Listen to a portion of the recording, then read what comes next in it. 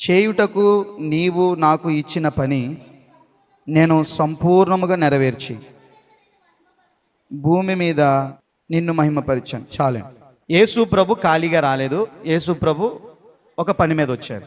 AC వచ్చారు కానీ ఆయన పని కోసం రాలేదండి. ఎవరి కోసం వెళ్ళారట? మీకు ఒక విషయం తెలుసా? కొంతమంది కంపెనీలో పని చేస్తారు, తెలుసు కదా మీకు. కంపెనీలో పని చేసిన వాళ్ళు మరొక చోటకి ఏం చేస్తారు?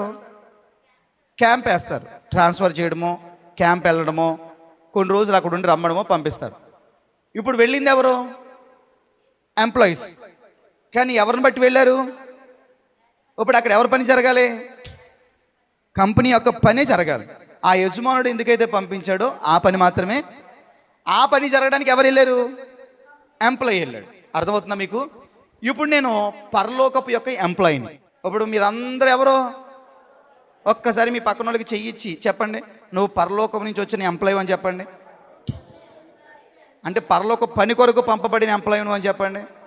వచ్చింది ఎవరు? నేను. ఎవరి పని మీద వచ్చాను? అర్థమవుతుందా మీకు? ఇప్పుడు యేసు ప్రభు ఏమంటున్నాడు అక్కడ 4వ వచనంలో?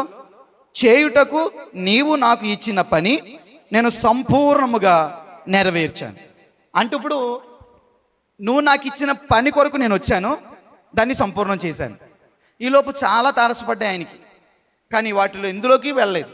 ఏ పని నిమిత్తమైతే వెళ్ళారో ఆ పని చేసుకుని కంప్లీట్ చేశాను అని చెప్తున్నాడు యేసుప్రభు. యేసుప్రభు అదే మాట్లాడుతున్నారండి ఇక్కడ. ఎక్కడ? యోహాను సువార్త 8వ అధ్యాయం 26వ వచనంలో ఈ మాట ఉంటుంది చూడండి. యేసుప్రభు యొక్క ఆలోచన కూడా ఎలా ఉంది? మిమ్మల్ని గురించి చెప్పుటకు, తీర్పు తీర్చుటకు. ఇప్పుడు యేసయ్య ఏం చేశారు? చాలా మంది కొట్టడానికి వచ్చారు, చాలా మంది తిట్టడానికి వచ్చారు, చాలా మంది అరవడానికి వచ్చారు. కానీ యేసయ్య పని ఏంటి? నాకు నా తండ్రి ఇచ్చిన పనే సంపూర్ణ చేయడం నా బాధ్యత. అది నేను ఎలా తీసుకున్నానంటే భోజనం చేయడము, పానము చేయడంతో సమానంగా తీసుకున్నాను. అంటే అవసరమైతే అయ్యైనా మర్చిపోతాను, కానీ నన్ను పంపిన తండ్రి పని మాత్రం మర్చిపోను.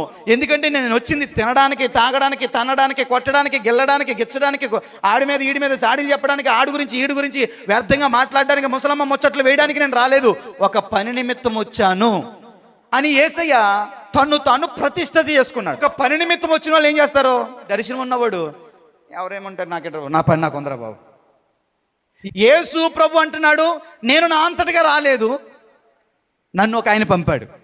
నేను నా అంతటిగా మాట్లాడలేదు, నన్ను పంపినవాడు ఏం మాట్లాడో నాకు మాటలు ఇచ్చాడు. నేను నా అంతటిగా వెళ్ళలేదు, నన్ను పంపినవాడు ఎక్కడికి వెళ్ళాలో చెప్పాడు.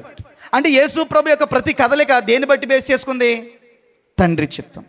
ఆయన చెబుతూ ఏమంటున్నాడంటే, ఇదిగోండి ఒక మాట అంటాడు 17వ వచనం, సత్యమందు వారిని ప్రతిష్ఠ చేయము, నీ వాక్యమే సత్యము. ఓకే, నీవు నన్ను లోకమునకు పంపిన ప్రకారము.